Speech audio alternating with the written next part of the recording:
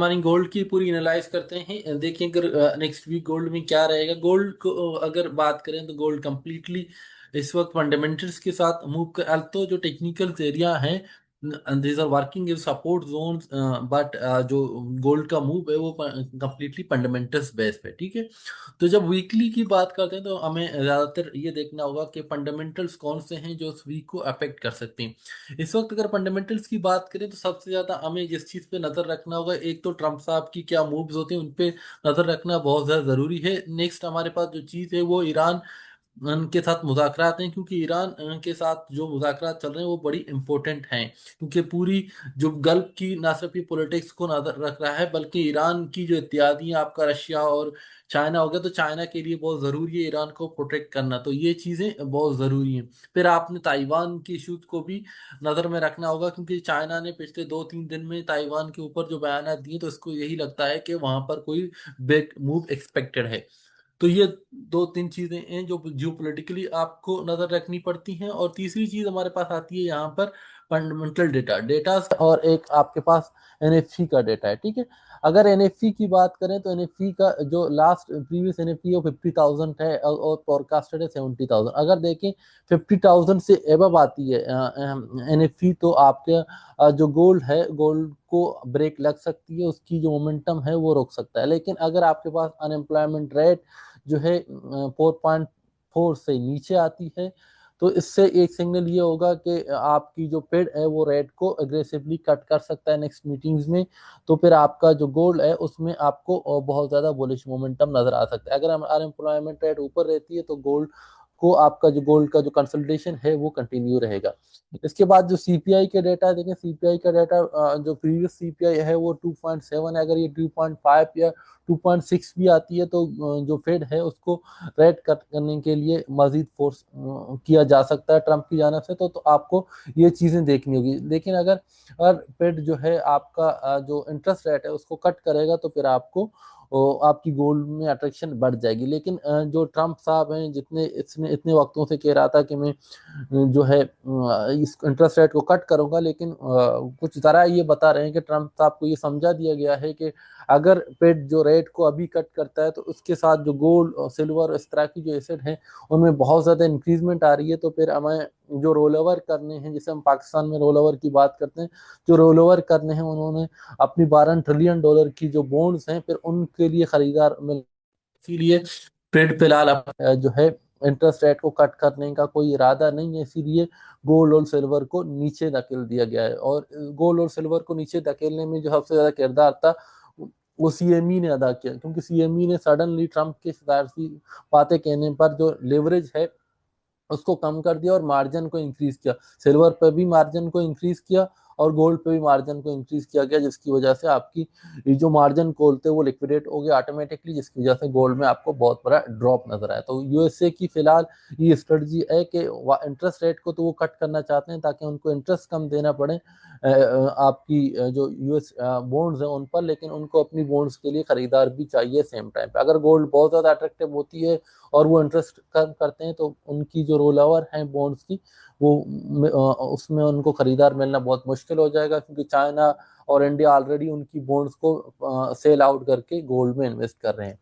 तो ये बहुत बड़ा फैक्टर है हम जिसमें देख रहे हैं कि यूएसए की जो $12 ट्रिलियन की बॉन्ड इस साल मेच्योर हो रहे हैं, उनको रीफाइनेंसिंग के लिए वो उनको जो है इन्वेस्टर्स चाहिए, जिसमें $12 ट्रिलियन बहुत बड़ी अमाउंट होती है, जिसमें सेंट्रल बैंक्स और बड़े बड़े कमर्शियल बैंक में को उन्हें अट्रैक्ट करना है इन्वेस्टमेंट के लिए। अगर गोल्ड बहुत ज़्यादा अट्रैक्टिव हो जाएगा तो उनके लिए ये बहुत मुश्किल है कि लोग फिर उनकी एसेट में इन्वेस्ट करें। तो इसलिए बाकी जो एसेट क्लास हैं उनको अंडर प्रेशर रखना बहुत ज़रूरी है। आप बहुत ज़्यादा आयली वॉलेटाइल रखना है ताकि उनको जो इन्वेस्टर हैं उनको लगे कि ये सेफ एसेट नहीं है। इसी तरह से आप देखें, अगर सिल्वर की बात करें, सिल्वर में 53 दिनों में 50% सिल्वर गिरा है।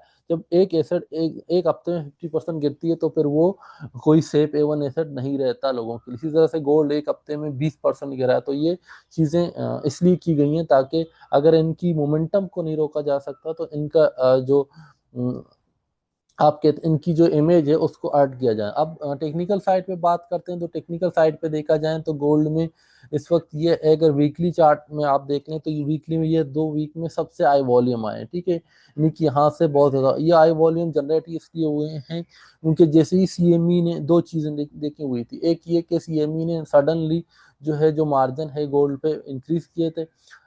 इंक्रीज करने के साथ ही साथ आपकी ट्रम्प ने एक ऐसे फेड चेयरमैन का अनाउंस किया जो मोस्टली जो है हमेशा हाई इंटरेस्ट रेट के हक में रहता है, और वो कहता है ज्यादा आपने डॉलर प्रिंटिंग नहीं करनी है और इन्फ्लेशन को अंडर कंट्रोल रखना है। तो ऐसी फेड की चेयरमैन के बाद ये सिग्नल मिला कि शायद ट्रम्प साहब जो है अब फेड को इंडिपेंडेंट रहने देना चाहते हैं, और जो इंटरेस्ट रेट है वो इतनी जल्दी नीचे जो बहुत बड़ी गिरावट आ गई। तो आपने ये देखा ये दो कैंडल्स में बहुत ज्यादा गिरावट आ गई थी। अब मार्केट ने जो रिकवरी की है कल या परसों के दिन में अगर हम डेली कैंडल्स में देखें तो ये 2 दिन रिकवरी के रहे, ठीक है, ये 3 दिन में बल्कि मार्केट ने रिकवरी की। ये मंडे था, मंडे मार्केट मजीद गिरा, मजीद कहाँ तक गिरा आप ये देखें, हमारे पास आरएसबी जोन है और ये एक हमारे पास जो जोन था इस जोन में मार्केट आया। तो टेक्निकली मार्केट ने अपनी जो मेन जोन था आरएसबी का उसको ब्रीच नहीं किया, वहां से ही मार्केट ने रिजेक्शन दिया। अब हमारे पास क्या है,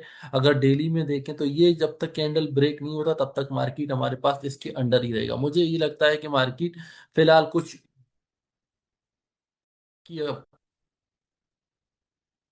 कंसोलिडेट करेगा इस जोन में, ठीक है। अगर नेक्स्ट वीक की बात करें, नेक्स्ट वीक में क्या हो सकता है, नेक्स्ट वीक में देखिए हमारे पास ये जो लेवल्स हैं ये बड़ी इंपॉर्टेंट लेवल है।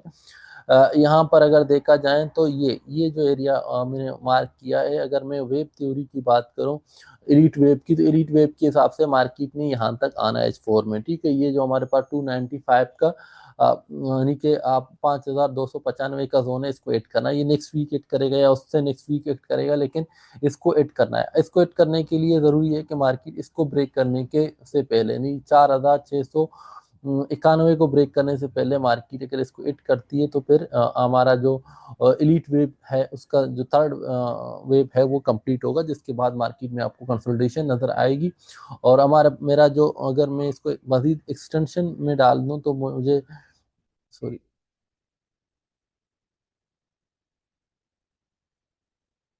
अगर इस पे फिबोनाची एक्सटेंशन को अप्लाई करें तो उस पे ये नजर आ रहा है कि हमें मार्केट को इस एरिया तक आ सकता है। मार्केट यानी कि आप ये समझें कि 5750 तक के लेवल तक के लिए, ये भी आप एक अगर मार्केट ब्रेकआउट करती है तो ये लेवल भी इलीट वेब थ्योरी के हिसाब से इस लेवल तक मार्केट को आना चाहिए अपनी फिफ्थ वेव को कंप्लीट करने के लिए, ठीक है। अपनी फिफ्थ वेव को कंप्लीट करने के लिए मार्केट यहाँ तक आ सकती है। तो अब एच फोर में हम इस एरिया में टच करती है, ये जो एरिया है यहाँ से आपको अच्छी बाइंग कॉल मिल सकती है, यहाँ से आप जो है बाय कर सकते हैं मार्केट में। इस एरिया से खासकर आपको ये जो जोन है यानी कि ये हमारे पास 4760 की जोन में अगर आपको मिले आप यहाँ से बाय कर लेना और फिर आप यहाँ तक होल्ड करेंगे, ठीक है। और एक हमारे पास रेजिस्टेंस जोन ये भी है, अगर यहाँ पे मार्केट आती है रेजिस्ट करती है तो फिर आप यहाँ से भी सेल कर सकते हैं। अगर हम H1 में आए, H1 में मुझे एक और चीज यहाँ पे नजर आया था, ये हमारे पास सप्लाई है और यहाँ पर इन्वर्जन है। अगर मार्केट यहीं से जो है हमें रिजेक्शन देती है तो ये इन्वर्जन से मार्केट को रिवर्स होना चाहिए। अगर इन्वर्जन से रिवर्स होता है तो आप यहाँ से सेल भी कर सकते हैं। इस इन्वर्जन करती है तो यहाँ से सेल ढूंढना है और मार्केट में ये एरियाज तक आपने जो है इसको होल्ड करना है, यानी कि 4800 तक की जोन तक आप इसको होल्ड कर सकते हैं। ऑलमोस्ट 2000 पिप्स का आपका एरिया बन रहा है। तो ये टेक्निकल साइड पर आपने ये चीजें देखनी होंगी। टेक्निकल साइड पर स्पेशली आपने इस वक्त वॉल्यूम्स को चेक करना है, अगर वॉल्यूम्स लग रहे हैं तो वॉल्यूम्स की ब्रेकआउट पे आपने ट्रेड लेना है। फंडामेंटल्स को जरूर देखें कि मार्केट पिछले 2 हफ्तों से सिर्फ फंडामेंटल्स के साथ ही मूव कर रहा है। वर्किंग गोल्ड हमेशा फंडामेंटल से मूव करती है, लेकिन जब भी हम बात करते हैं तो लोग कहते हैं इंट्राडे ट्रेडर हैं तो हमें फंडामेंटल से क्या लेना देना। आप देखें एक फंडामेंटल ने मार्केट को कहाँ तक पहुंचा दिया, तो फंडामेंटल्स पर अगर आप ट्रेडर हैं तो फंडामेंटल पर नजर रखना बहुत ज्यादा जरूरी। फंडामेंटल हमेशा आपको मार्केट की डायरेक्शन बता देते हैं। तो ये थी मार्केट की। बाकी आपने अगर हमारी ग्रुप को ज्वाइन करना है तो आप हमें नीचे फॉर्म का लिंक दिया होगा, फॉर्म को फिल करें। इंशाल्लाह डेली की हम कोशिश करते हैं 1 से 2 आई एक्यूरेसी के साथ आपको सिग्नल प्रोवाइड करें। ठीक है, थैंक यू, अल्लाह हाफिज। जाता है, जाता है, जाता है।